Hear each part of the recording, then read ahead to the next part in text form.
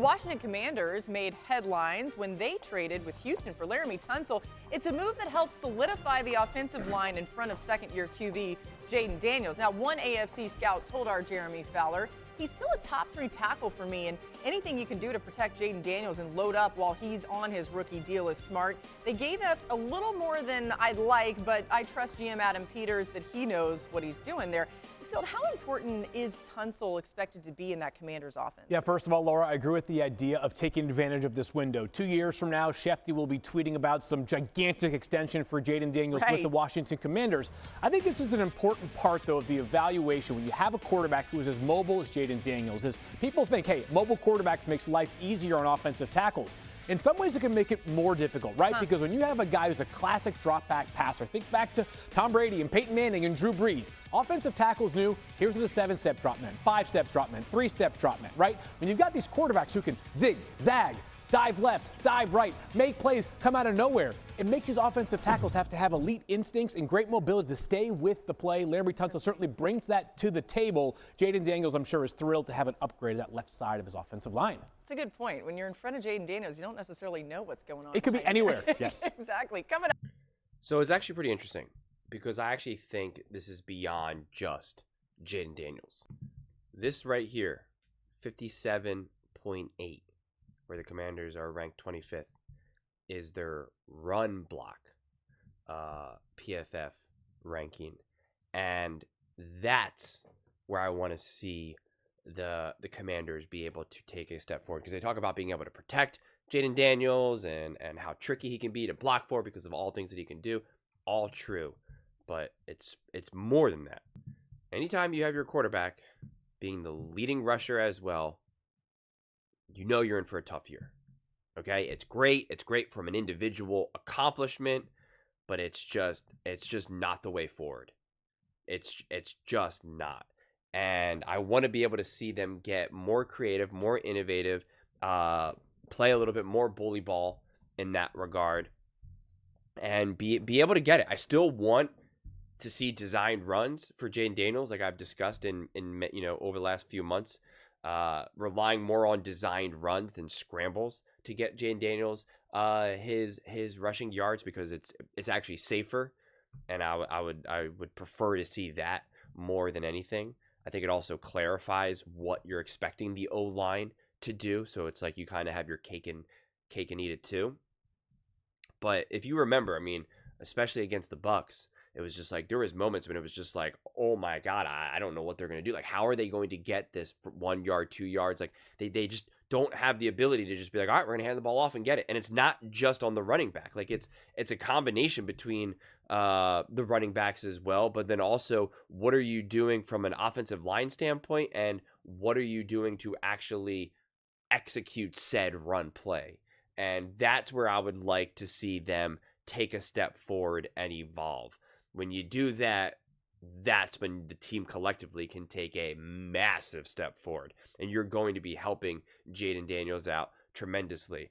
I don't think the difference between the Commanders winning and losing last year was like, oh, if Jayden Daniels just had more time in the pocket, he'd be able to get to work more. And it's like, no, giving him a someone who can run the ball 1,500, 1,800 yards, like that would have been a game changer.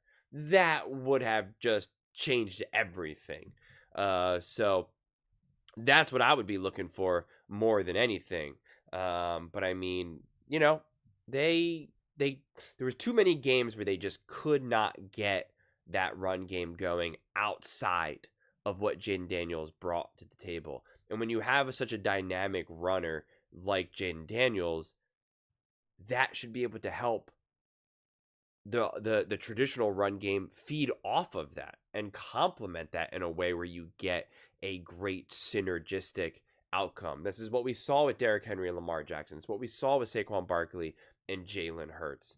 It's just different. But the years when those quarterbacks have to be the main run game, it's hard. It's hard. It's hard to consistently win and be great under those circumstances. So that's what I'm looking at more so. I'm not just looking at this through the lens of just like, oh, you got to protect Jayden Daniels, got to give him time. That's going to be the difference. It's like, No, I want to see the O-line improve, and I want to see how it impacts the run game. I want to see easier runs. I want to see more runs where you're just like, did you see the hole there? Oh my gosh. I could have gotten a first down with it. Like, I want to have more moments when you're sitting at home and you're like, I could have gotten a first down with the size of that hole. Like, that's what I want to see, rather than just everything feeling sober. I mean, again, in the playoff game against the Bucs, like, they started relying on like some trickery. I think they brought in like Mariota. It was just really kind of like, what's gonna happen? We got to do something because we can't seem to move the ball just a couple inches forward. And you're just relying on Jayden Daniels to just keep pulling rabbits out of his hats, and it's just it's a tough way to live. It's a tough way to live. It's a tough way to build a championship contending team, and that puts a tremendous amount of weight and responsibility on a Jayden Daniels. So I'd love to see this team, evolve beyond that and not linger too much on that. Do not rely on your hyper mobile quarterback. The Chiefs have only gotten better as they've asked Patrick Mahomes to be less mobile in a lot of ways.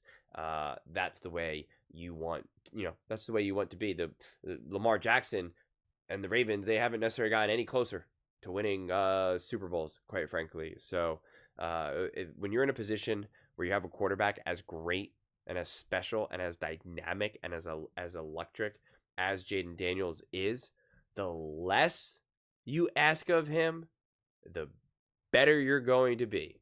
I think that much has been very, very, very obvious and clear in the NFL. The more you ask of your great quarterback, yeah, you can have some great stories. You can have some great years. You can say, God, look at the stats he put up. God, dude, he led that team to the conference championship game, or a Super Bowl, but not a Super Bowl win. And it's just like, yeah, and it's great, and you can use it as arguments as to why he's better than Dak Prescott and Joe Burrow or something. But it's like, it doesn't ultimately lead to greatness.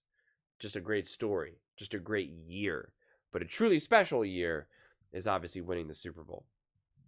But those are just my thoughts. I'd absolutely love to hear yours. What do you guys all think about the Washington Commanders and, the steps forward they need to take to be able to really truly be a true contender, and how they can continue to support Jayden Daniels? Let me know in the comments below. I read every single comment, so whether you agree with me or disagree with me, either way, let's get in some discussions, let's get in some fights, but ultimately, let's just have some fun. And please do consider subscribing. We're building an amazing community here, and I absolutely love to see you part of it. I want to build something that we all genuinely feel connected to, something that we're really excited to be part of. I think we're well on our way to doing it. And please don't forget to give this video a thumbs up, as it really does help with visibility and the algorithm. Thank you so much. See you next time.